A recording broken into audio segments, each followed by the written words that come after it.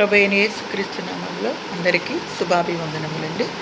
ఈరోజు మనం ధ్యానించుకోబోయే వాక్యము మొదటి దినవృత్తాంతములు 29వ అధ్యాయము 15వ వచనం చూసుకుందామండి.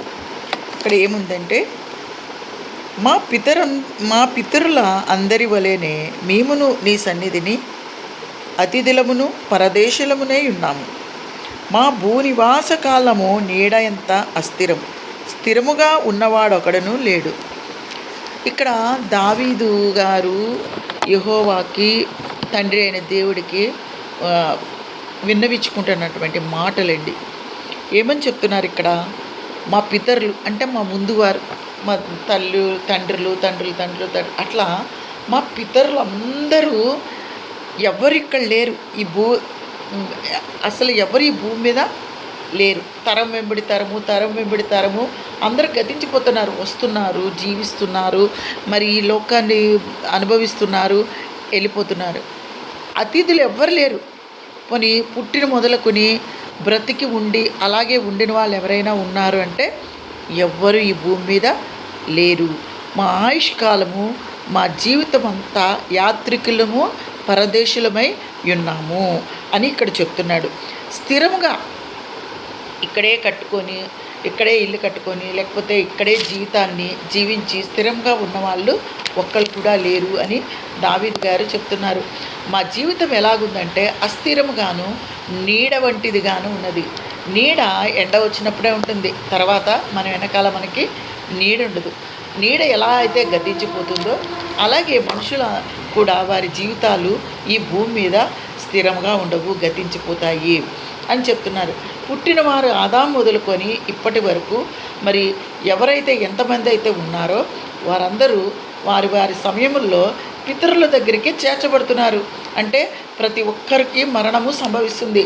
మరణము ఎవరికి అతీతం కాదు.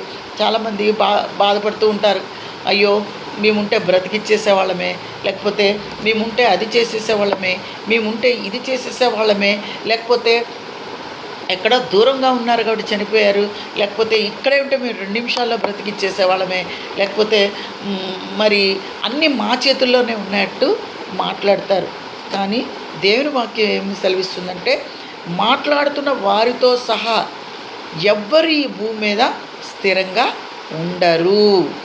స్థిరంగా ఉండేవాళ్ళు ఎవరు లేరు. కొంతకాలానికి యేసుక్రీస్తు 2వ రాకడలో ఈ భూమి పంచభూతములు మిక్కటమైన వేండ్రముతో లయమైపోతాయి అని అంటున్నారు. యేసుక్రీస్తు గారు భూమి మీదకి వస్తారా అంటే యేసుక్రీస్తు వారు భూమి మీదకి రారు, మధ్యాకాశానికి వస్తారు. మధ్యాకాశానికి వచ్చినప్పుడు చనిపోయినటువంటి వారు ప్రతి ఒక్కరు ప్రభువునందు మృతులైన వారు ముందు లేపుతాడంట ఆయన. మనకి నిరీక్షణ, ప్రతి ఒక్క క్రైస్తవుడికి ఒక నిరీక్షణ కలిగి ఉంటాడు.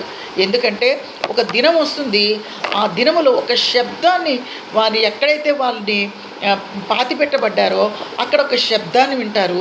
మృతులందరూ అంటే ప్రభువునందు మృతులైన వారు ప్రతి ఒక్కరు ఆ శబ్దాన్ని వింటారు, వాళ్ళు లేస్తారు. అంటే ఒక నిరీక్షణ ఉంటుంది ప్రతి ఒక్క క్రైస్తవుడికి. నేను మా వాళ్ళతో కలుస్తాను, నేను మా వాళ్ళు కలుస్తాను అనేటువంటి నిరీక్షణ ఉంటుంది. ప్రభు 2వ రాకడలో మరి ప్రభునందు మృతులైన వారిని ఆయన వెంట పెట్టుకొని వస్తానంటున్నారు. తర్వాత సజీవులమైనటువంటి మనము రెప్పపాటులో మన యొక్క ఈ రక్త మాంసాలు మరి దేవుని రాజ్యాన్ని, పరలోకాన్ని స్వతంత్రించుకోలేవు. నువ్వు ఎవరైనా దేవుడి దగ్గరికి వెళ్ళాలనుకుంటే ఈ రక్త మాంసాల్లో మనం వెళ్ళము అని బైబిల్ వాక్యం సెలవిస్తుంది. రక్త మాంసాలు దేవుని రాజ్యాన్ని, పరలోకాన్ని స్వతంత్రించుకోలేవు. ఈ భూమి వరకే. ఇది చస్తేనే మనము ఒక మహిమా శరీరం అనేటువంటిది దేవుడిస్తాడు. అప్పుడు మనమందరము పరలోకంలో ప్రతి ఒక్కరికి, ప్రభువునందు మృతులైన వారికి, లేకపోతే ప్రభువుని నమ్ముకొని ఒకవేళ దేవుని చిత్తమైతే ప్రభు రాకడ వరకు మనము ఉన్నట్లయితే మన శరీరాలు మహిమ శరీరాలుగా మారతాయని బైబిల్ వాక్యం సెలవిస్తుంది. అందుకే ఈ భూమి మీద ఎవరు స్థిరంగా ఉండరు, అందరూ అస్థిరులే. మరి అందరూ నీడ వంటి వారే. ప్రతి ఒక్కళ్ళు మానవ జన్మ ఎత్తిన తర్వాత ఈ రక్త మాంసాలని మరితో పుట్టిన ప్రతి ఒక్కరు మరి ఈ భూమి మీద తనువు చాలించాల్సిందే అని బైబిల్ వాక్యం సెలవిస్తుంది. కాకపోతే ఒక అవకాశం ఏంటంటే, మనం ఈ భూమి మీద ఉన్నంత వరకు, ఈ రక్త మాంసాలతో మనము జీవంతో ఉన్నంత వరకు మరి మనము ప్రభువునందు భక్తి చేసి పరలోక రాజ్యానికి వెళ్ళడానికి మన పాపం చేసిన ప్రతి అతిక్రమాలు దేవుడు క్షమిస్తానంటున్నాడు. పరలోక రాజ్యం ఇస్తానని చెప్తున్నాడు. పరలోక రాజ్యం మనం స్వతంత్రించుకోవాలంటే ఈ రక్త మాంసాలు తోటే మనము భక్తి చేయాలి. ఇక్కడే మనము దేవుణ్ణి తెలుసుకోవాలి. మరి చనిపోయిన తర్వాత దేవుడు మన మాట వినడు. మరి ఏమి ప్రయోజనము అని యోబు గ్రంథంలో ఉంది. మన్ను నిన్ను స్తుతించగలుగుతుందా అని ఉంది.